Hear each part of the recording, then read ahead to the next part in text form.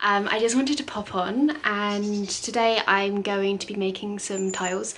I mentioned that we're getting our bathroom renovated in about the month, so I'm actually making all the tiles. So it's like around 500 or something tiles I have to make. So I'm doing one of the many tile sessions today. I make them in batches because I've wedged them between bats. My favourite Hartley and Noble bats, and that's just so that they lay flat and when they dry they don't warp. So I only have so many bats, so I can only make so many tiles, so I need to do them in batches. So I thought it'd be cool to show you how I make those. And also on the weekend we went to my partner's from, well, you probably know him, Paul, the Harry Potter. He is from Leicester, and we went to see his family, and we popped into a couple of stores and found these cool wooden block prints. So they're like for block printing fabric. They're probably from India, is usually where they're from, but I thought they'd be cool at making some tiles. So after the bathroom, doing the kitchen, so I wanted to make some tiles for the kitchen as well. So I thought these might be cool if they turn out nice. So I'm going to trial them today. Like, how beautiful is that pattern? And I quite like that they're all a bit like old and messed up, so they're not perfect. So I'm going to test those out today as well. I have some clay that I store my clay outside, so the bags are generally like quite wet where it rains a lot. So what I do is, yesterday I knew I wanted to make tiles today, so I just took the 2 bags out, the clay out of the bag so that they can dry. So they're quite hard actually, because I quite like making tiles when the clay is a bit firmer so that they don't warp too much when I move them about. And I'll show you them bisqued. So I just unloaded the kiln today, so this is how they looked bisqued. I use different materials to, I'll show you, I'll just get my box of material.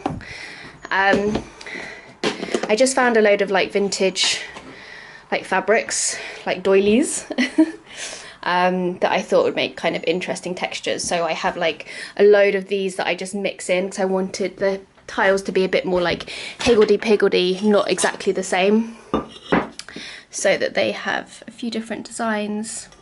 And I also have some glazed up here waiting to be popped into the kiln. So this is one glazed, and I'll take you, once I've done this, I'll show you, and actually maybe I'll show you them glazed. I have some I'm taking out of the kiln tomorrow, but I have some in the bathroom, so I'll just pop down and get them, just so you can see the colours.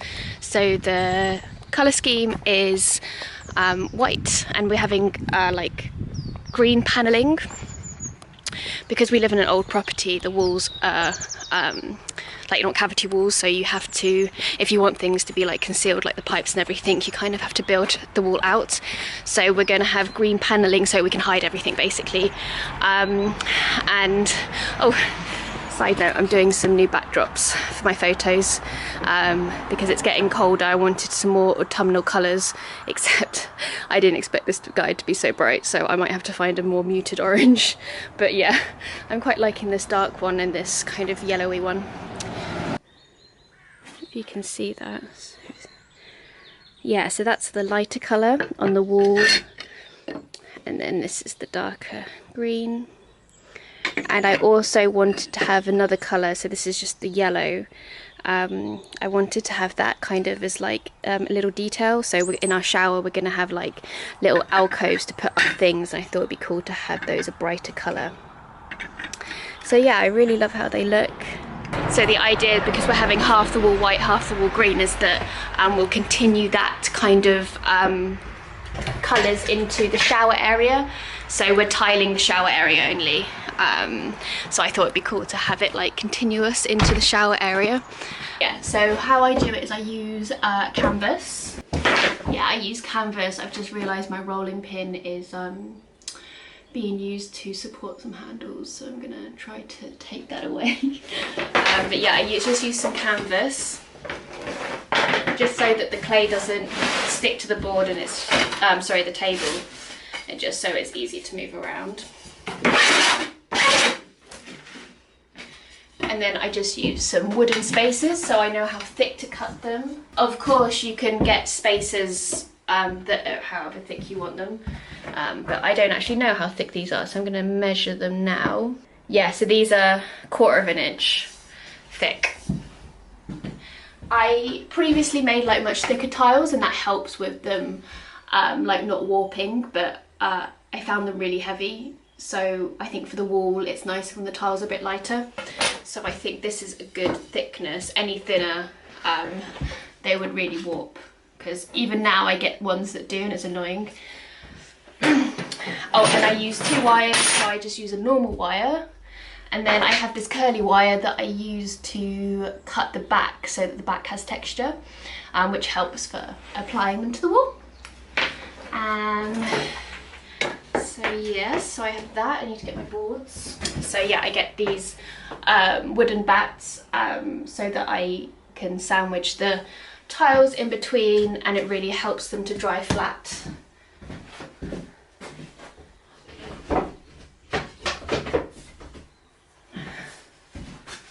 I also have some bigger ones which are a bit annoying because I like these ones because these are pretty much just a little bit bigger than the tiles, so the air can get in really easily and they dry much faster. But I also want to make more, so I use the bigger ones even though they dry slowly. I have a tile cutter, so this is just basically like a cookie cutter, and I got it from Etsy. I'll see if I can leave the link down below, but it's just 3D printed to the size we wanted, which I can't remember now, so I'll just make. Oh yeah, so this is a 5-inch square. I just use a little kitchen rolling pin. So yeah, what I normally do is get my lump of clay, and I know that this is around, I can divide this into thirds, so I just yeah, you can see there, so I just kind of gently press with my tile so I know like what size to make them. Okay, so that was a bit of a dud. Right, I have to do it a bit closer to the edge. Yeah, something like that, so I know where to cut. And I'll just pop it over, and then I'll just cut down in between where I marked out the tiles. Oh, sorry, you might wobble for a bit while I tap. Maybe I'll tap on the other side. But I just basically shape this block into like more of a square, so I definitely will be cutting, I'll have enough clay to cut out a tile. It's not going to be too small for the profile of the tile. That will make more sense once I actually do it. So I just want to make it more into a square. So that's more of a kind of a square shape. And yeah, so I'm just going to put my, so I know that that's pretty much the right size. I'll just flatten it out a little bit more. I'm going to be using these spacers, and the idea is that I cut the wire following these spacers, and I'm going to cut off a slab. So for the first one, I usually use the curved tool. Annoyingly, the handle broke, so I only have one side, which is really annoying for my fingers. Yeah, so I'm going to just basically pull the wire towards me, and you just want to make sure that you keep to those spacers. You don't just like fall off, or sometimes they move a bit and it can distort the thickness of the tile. And so that's one slab. I usually discard this guy just because he's like not flat, and then I start from here. So because I did a curved wire, the next one is going to be smooth.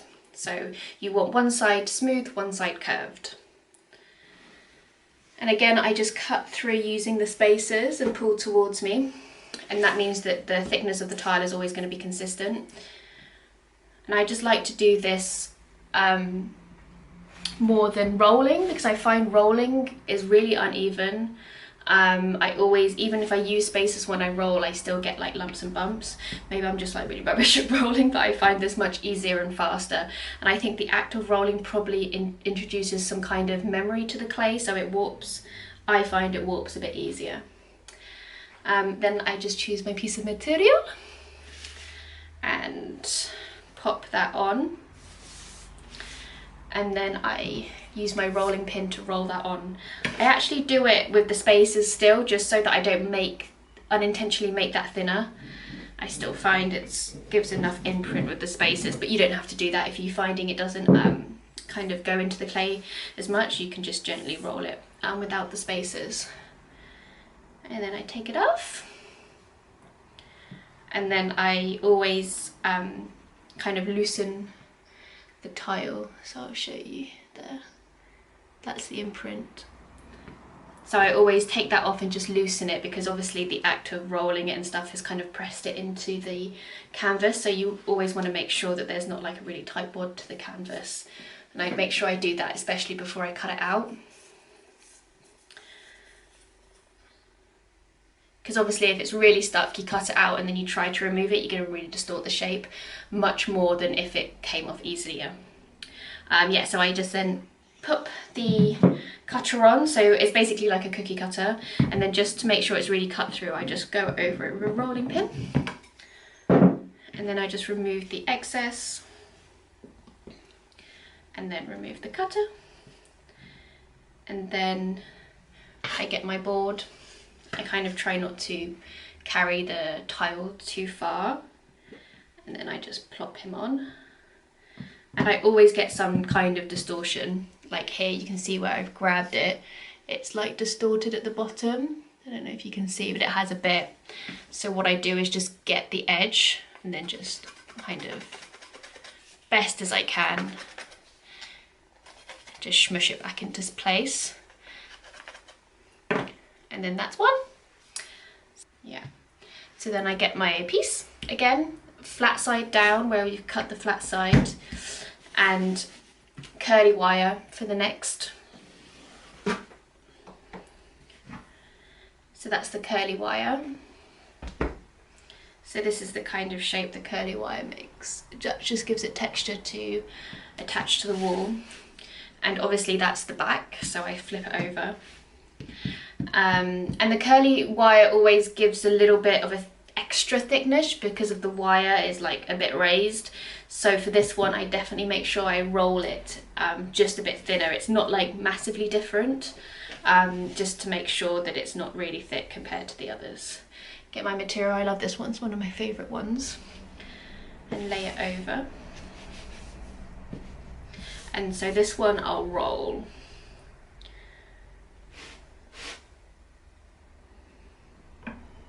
So I try to do it in one motion when I know that I have to roll it a bit more than normal. Yeah. So yeah, to loosen it, and that's how that one looks. That's one of my favourites. And the back kind of is still there. You haven't rolled out the back enough, like the texture of the back out. It really is just like a little bit extra thickness. Then the cutter again, and then roll. And that's it basically. I just keep doing that for a while until I get bored or until I run out of clay. And then I get a new board, I plop that on top of the tile I just did.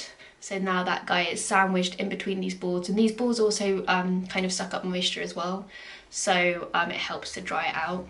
And then I will plop this guy on top.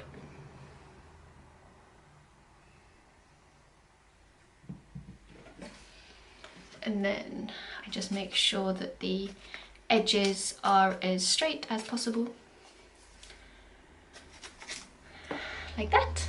So yeah. So I think I'll keep going and speed you through some. I won't film everything. I'll probably finish this guy and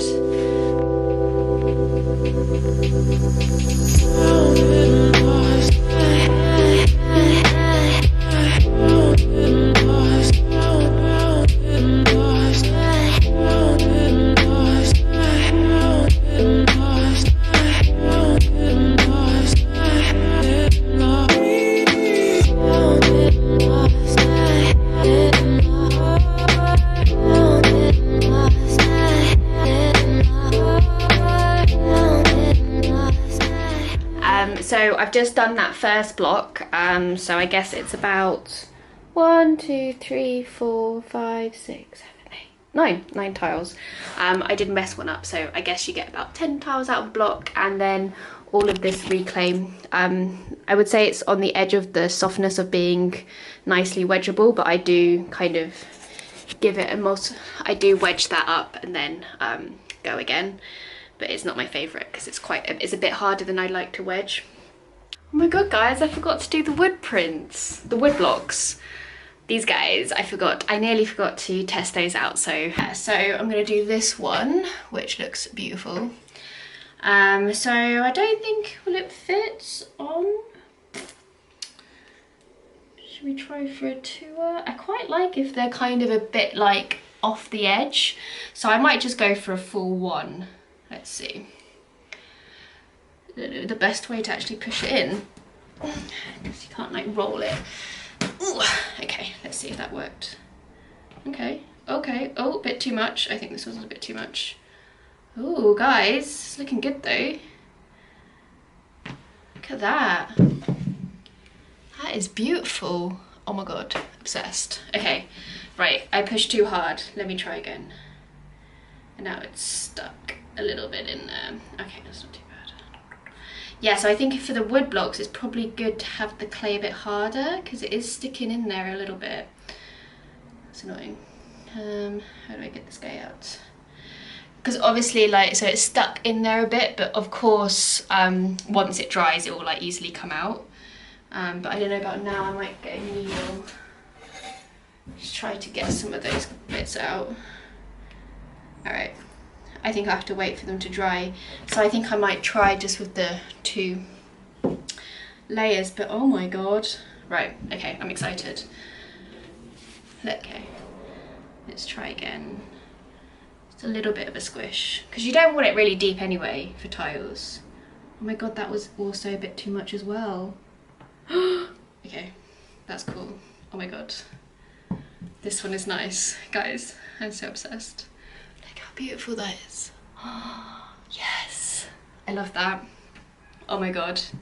So I'm thinking for these for the kitchen, because I've already made like a million tiles. I'm not gonna start changing the design, but I'm thinking for the kitchen, that is gonna look sick. Oh my god, I'm so excited. Because for the kitchen, I want to make like different, I want to use a different clay. So this was just a test to see how they were, but yeah, I'll still cut them out because it'd be nice to have like a nice special one hiding in there.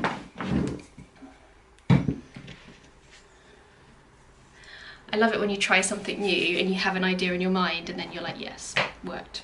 First time, guys. Oh my god, I love it. I love how like not straight it is. I'm quite like, I don't know if other people are like this, but I love it when it like looks a bit dodgy like this. Like, I love how it's not an even print. I love that there's no it's not straight, it's not aligned. I love all of that. I think that will look really cool, like all a bit different, all the same design but all a bit different, like one's in the middle, one's on the edge. Yes, I love that. Okay, right, block number 2. Let's see how that one looks. This guy might be a bit tricky because it's not like a sharp cut. They're kind of flat. Like, this is not an edge, it's kind of like a flat, because obviously it's meant to be for ink, so we'll see how this goes. Wow, that fits on nicely. Okay.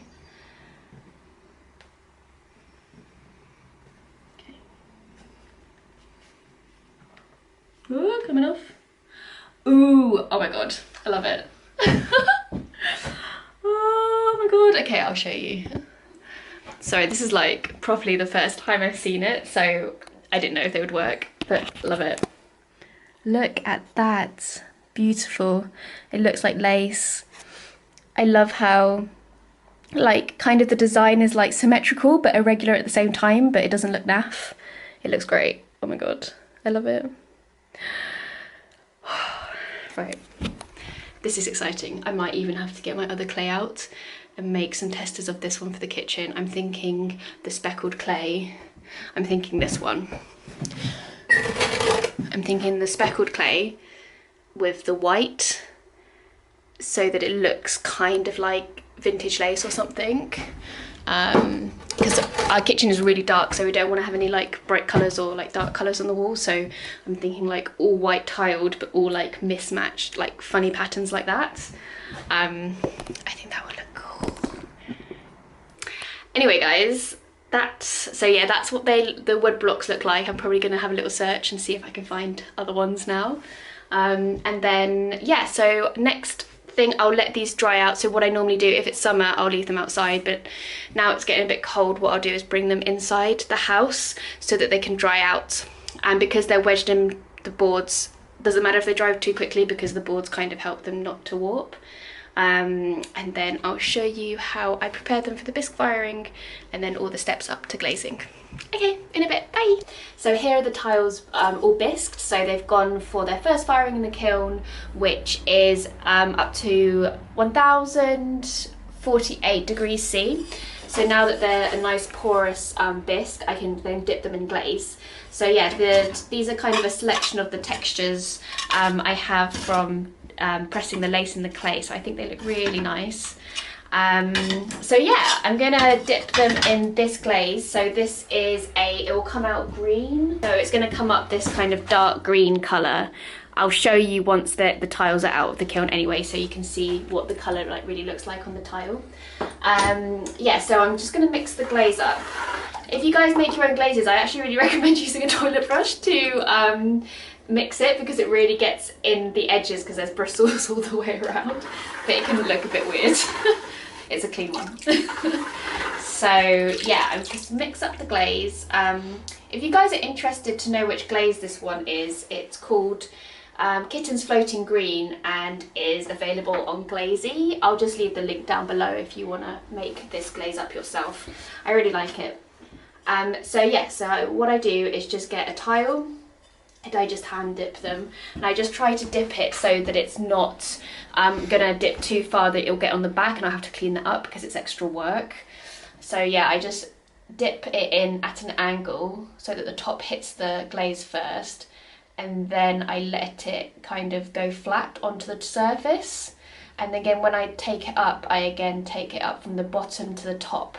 And I just find that helps with air bubbles. If you get an air bubble in the middle, it's really annoying because the glaze won't have attached. So, and also that way, I haven't got any glaze that's gone underneath, which means I don't have to clean the tiles up at all. And then I just lay them flat on a board to let them dry. If there are any like air bubbles in here, because it's a textured surface, you'll get some little air bubbles. I just smooth those out with my finger, just so that it's nice surface to go into the kiln.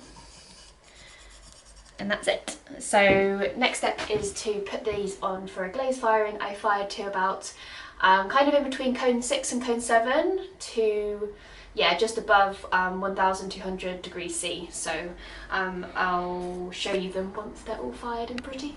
In a bit, guys. Hey friends, so I just wanted to pop in at the end of the video just to show you the tiles in situ. I think I showed you them possibly just out of the kiln just as tiles, but we're nearly just finished the bathroom, so I was excited to show you how they look in the shower. So here it is. So yeah, I have the green on the bottom and the more opal colour on the top, and then in these little alcove niche areas to put like shampoo and stuff, I thought it'd be nice to have a pop of colour, which I put the yellow tiles in. So we're really happy with how it looks. We kind of chose the grout colour to try to match the tile as close as possible.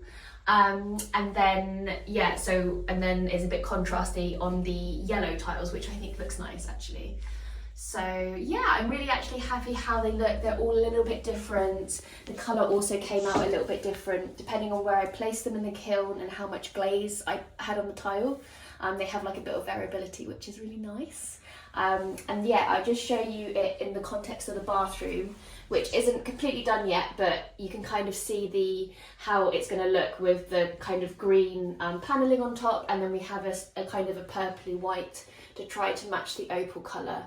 So we're really happy with how it looks, and I hope you guys enjoyed the tile making video and might have inspired you guys to make some of your own tiles. Let me know if you have any questions, and if you have any ideas of future tutorials, I'd love to hear them. Okay, bye!